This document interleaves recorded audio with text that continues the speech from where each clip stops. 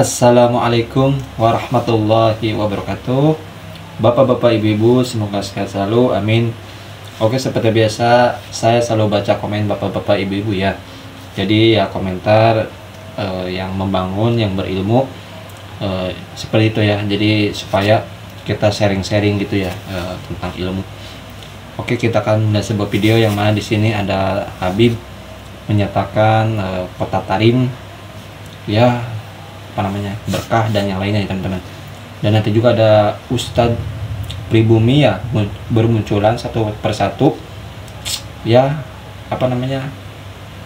meluruskan tentang Habib ini ya, apakah cucu Nabi atau gimana, atau ini pokoknya nanti didengarkannya ya bapak-bapak, ibu-ibu. Dan siapkan juga kopi, cemilannya supaya enjoy ya, menikmati video ini.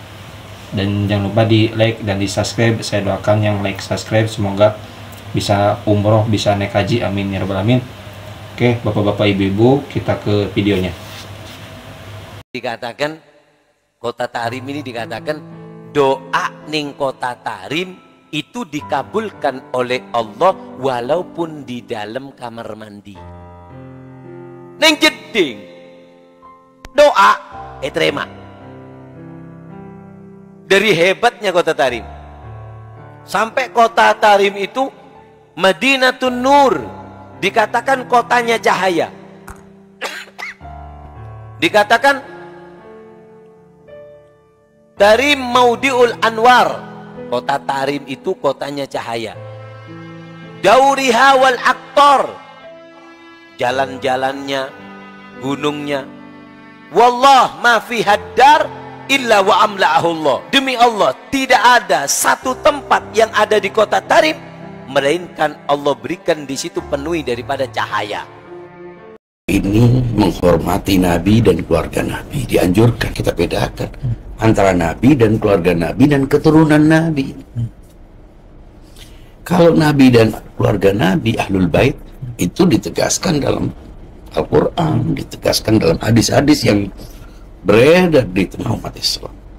Mereka dihormati karena suci, dan mereka suci karena menjadi panutan, pengawal agama. Tapi keturunannya tidak boleh diperlakukan sama. Nah, sebagian Habib menjadikan hadis-hadis tentang Ahlul Bait untuk melegitimasi dirinya sebagai orang yang harus dihormati sebagaimana keluarga Nabi. Ini keluarga Nabi suci. Nabi yang menetapkan itu karena mereka adalah suksesor, mereka adalah pelanjut tugas Nabi untuk mengawal agama ini. Tapi selain itu, tetap saja ukurannya adalah perilaku. Ketakwaan adalah parameter kemuliaan siapapun, dari keturunan manapun, keturunan Nabi atau bukan, menyandang gelar Habib atau bukan.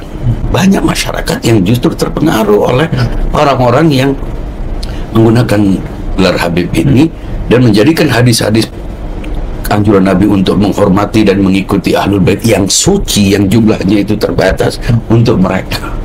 Nah, orang-orang ini mestinya harus diperlakukan sebagaimana umumnya umat Islam. Setiap individu harus diukur karena perilakunya. Inna akramakum indallahi atqakum. Justru orang yang tidak banyak sebetulnya dari orang-orang yang berhak untuk menyandang gelar Habib tapi tidak memasang dirinya, karena mereka tahu ini beban yang berat. Justru mereka menyembunyikan itu, dan itu jumlahnya sangat banyak.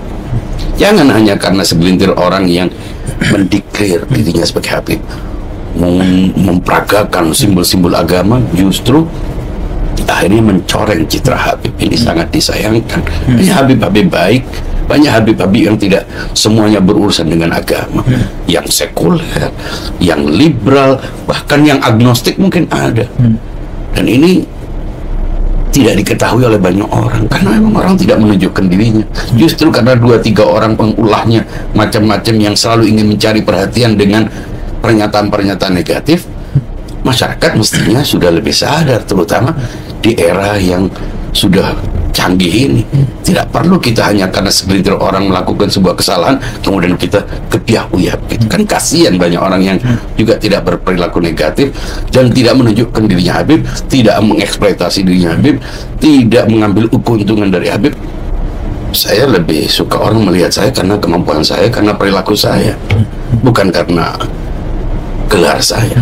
Gelar yang sebetulnya bukan gelar akademik ya. Perlu tahu, Habib ini bukan gelar akademik, tidak ada asosiasinya. Dulu Habib ini hanya diberikan kepada sebagian dari keturunan Nabi yang berkiprah dalam bidang dakwah. Ulama di kalangan keturunan Nabi itu disebut Habib. Tapi sekarang entah bagaimana jadinya siapapun disebut Habib, baik yang asli maupun yang palsu, baik yang ngaku-ngaku, baik yang mendeklar maupun yang menyembunyikan, semua disebut Habib, sehingga ini harganya menjadi murah. Dan akibat dari itu banyak orang-orang yang ngamen dengan gelar Habib yang justru lebih dirugikan. Yang merasa paling dirugikan adalah Habib-Habib yang tidak ikut ngambil keuntungan dari ini. Mereka rasa risih ketika membaca narasi-narasi yang justru memvonis semua Habib. Ini kan tidak benar, karena baik dan buruk itu bisa terjadi di semua masyarakat. Ulama, ustadz, kiai, pejabat, semua bisa melakukan keburukan. Apa hanya karena satu dua orang pejabat atau perwira atau ustadz atau ulama atau agamawan melakukan keburukan kemudian semuanya kita burukan? Itu tidak logis menurut saya. Dan pelaku kekerasan, terorisme, radikalisme itu ada dimanapun, dari suku manapun, bahkan dari semua keyakinan. Jadi kita harus adil, jangan sampai kita melawan radikalisme, melawan ekstremisme, tapi dengan cara yang tidak kalah buruknya, yaitu rasisme. Itu sama dengan membersihkan lantai, membersihkan rumah, tujuannya membersihkan tapi dengan air kotor. Apa artinya? Jadi menurut saya perlu dikembalikan pada posisi yang sebenarnya dengan akal sehat. Bagi saya, mau Habib, mau tabib, mau labib, mau siapapun, selama dia berperilaku negatif, selama dia mengganggu hak orang lain, selama dia melanggar hukum, dia harus ditindak tanpa melihat keyakinannya, tanpa melihat asal keturunannya, tanpa melihat aspek apapun. Menghormati siapapun itu wajib secara akal sehat. Seorang Habib, seorang Sayyid, seorang keturunan Nabi dihormati karena apa? Karena Nabi. Tapi apakah penghormatan ini kemudian menggeser asas keadilan? Apakah kemudian kita bisa mengesampingkan hukum-hukum? Tidak bisa menurut saya. Justru dengan kita menegakkan hukum mereka sebagai orang yang membawa nama Nabi, keluarga Nabi, mestinya mereka dituntut untuk lebih baik, mestinya dihukum lebih berat. Itu Al-Quran juga mengatakan. Di Al-Quran disebutkan ayat bunyinya begini: Ya nisa an-nabi lastunna ka ahadin minan nisa in taqaitunna. Wahai istri-istri Nabi, kamu tidak seperti perempuan-perempuan lain kalau benar-benar bertakwa. Artinya mereka yang mengaku sebagai keturunan Nabi, kalau mereka berbuat baik, pahalanya lebih banyak. Mengapa demikian? Karena mereka membawa citra Nabi, orang pun ikut. Tapi kalau mereka berbuat buruk, ya mereka lebih rendah. Mengapa? Nanti orang baru, cucunya aja begitu, yang mengaku keturunannya aja perilakunya begitu. Akhirnya orang justru mencemooh Nabi, mencemooh ajaran Islam. Jadi menurut saya, apapun alasannya, kalau orang hendak dihormati, penghormatan harus proporsional. Ini istimewa. Sampai dikatakan Kota Tarim ini dikatakan doa ning Kota Tarim itu dikabulkan oleh Allah walaupun di dalam kamar mandi. Ning jeding doa terima. Dari hebatnya Kota Tarim, sampai Kota Tarim itu Madinatun Nur, dikatakan kotanya cahaya. Dikatakan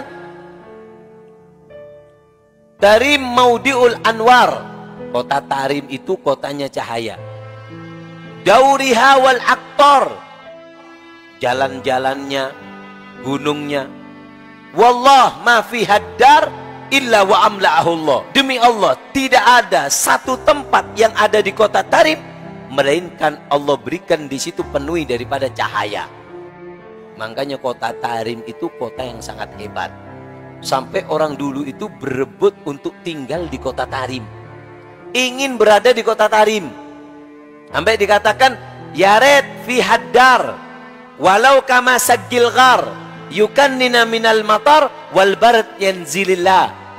Ada seorang syekh namanya Syekh Sawaf, penyair ulung, penyair terkenal, mengatakan bahwasannya yaret fi haddar, seandainya aku punya tempat di kota Tarim, coba aku punya rumah di kota Tarim, walau kama sagil ghar, walaupun rumahku itu kecil seperti gua, yukannini minal matar wal barat yanzilillah, yang bisa melindungi aku dari hujan dan dingin yang Allah turunkan. Ini pentingnya kota Tarim. Sampai mengatakan ada pepatah peribahasa di Tarim mengatakan Tarim walau ala dalki syarim, tinggal kamu di kota Tarim walaupun kamu berada di atas gergaji. Syarim itu arit tapi seperti gergaji. Kalau di sini kan gergajinya lurus. Kalau di Tarim itu arit tapi ada gigi-giginya. Manfaatnya apa? Untuk motong kurma. Grek, langsung jatuh. Itu namanya syarim. Sampai dikatakan Tarim walau ala dalki syarim, tinggal kamu walaupun di atas gergaji. Artinya apa? Beradalah kamu di kota Tarim walaupun kamu dalam keadaan menderita. Kan menderita di atasnya gergaji, sakit, perih, pedih, tetap di sana. Loh kenapa? Apa yang ada di kota Tarim? Karena kota Tarim adalah kotanya para wali, kota yang sangat hebat. Sampai dikatakan di kota Tarim itu yang jadi wali bukan hanya walinya, bukan hanya dari orang laki, orang perempuan pun jadi wali, bisa dijadikan untuk tawasul. Anak kecil yang ada di kota Tarim bisa digunakan untuk tawasul kepada Allah. Sampai dikatakan ad'u bisadat mautinuhum Tarim, aku memohon kepada Allah, kepada mereka para aulia Allah, pemimpin yang ada di kota Tarim, rijaluhum wa atfaluhum summa harim. Aku meminta kepada Allah barokahnya orang yang ada di kota Tarim, para wali laki, wali perempuan, dan juga bayi yang ada di kota Tarim. Bayinya yang ada di kota Tarim, bayinya, bayi itu sudah jadi wali. Di Tarim itu mayuhammim syaribo illa wagodo mukashif, gak tumbuh komis kecuali sudah apa? Jadi wali, bisa baca hatinya orang. Sama kayak anaknya Sambian, mayuhammim syaribo, gak tumbuh komis kecuali cukabin. Kalau di kota Tarim enggak. Di kota Tarim itu nggak tumbuh kumis, anak kecil mulai ngitem, kumisnya mulai numbuh sedikit-sedikit, sudah jadi wali. Makanya dikatakan ya Tarim wa ahlaha, ya Allah barokah penduduk kota Tarim, barokah Tarim, barokahnya kota Tarim, wa ahlaha, dan penduduk kota Tarim. Penduduknya laki, perempuan, dan anak kecil, semuanya wali. Makanya di kota Tarim itu istimewa. Kota Tarim itu para walinya di sana nggak ada yang pakai sendal, nggak ada yang pakai sendal, mereka jalan di kota Tarim ta'adduban. Idza nahnu zurnaha wajadna turabaha yafuhu lana ka'ambaril mutanaffisi. Jika aku ziarah ke kota Tarim, aku temukan debu tanah yang ada di kota Tarim menghembuskan bau wewangian yang sangat harum. Ka'ambaril mutanaffisi, seperti minyak ambar yang sangat harum. Wa namsi hufatan fitarahat. Ini dengan adanya polemik ini. Allahumma sholli ala sayyidina Muhammad wa ala sayyidina Muhammad. Oke bapak-bapak ibu-ibu, itu dia tadi video kali ini, yang mana yang pertama membahas tentang tentang keistimewaan kota Tarim ya. Masya Allah. Allahumma sholli ala sayyidina Muhammad wa ala sayyidina Muhammad. Semoga nanti kita bisa, ya kalau ada rezeki kita bisa naik haji, bisa umroh baru ke kota Tarim ya. Seperti itu tadi yang diceritakan oleh Habib ya. Dan ingat, kalaupun ikuti yang baiknya, jangan ikuti yang buruknya ya bapak-bapak ibu-ibu. Intinya ya kalau Habib itu baik ya ikuti, kalau enggak ya nggak usah ya. Dan tadi juga ada Kiai Nusantara yang mana ya berpendapat seperti itu ya, beliau mempunyai argumennya masing-masing ya. Jadi intinya ya kita mah ya terserah. Nah, kita kan mau dipunya Allah kasih akal untuk berpikir ya, jadi terserah mau milih yang mana.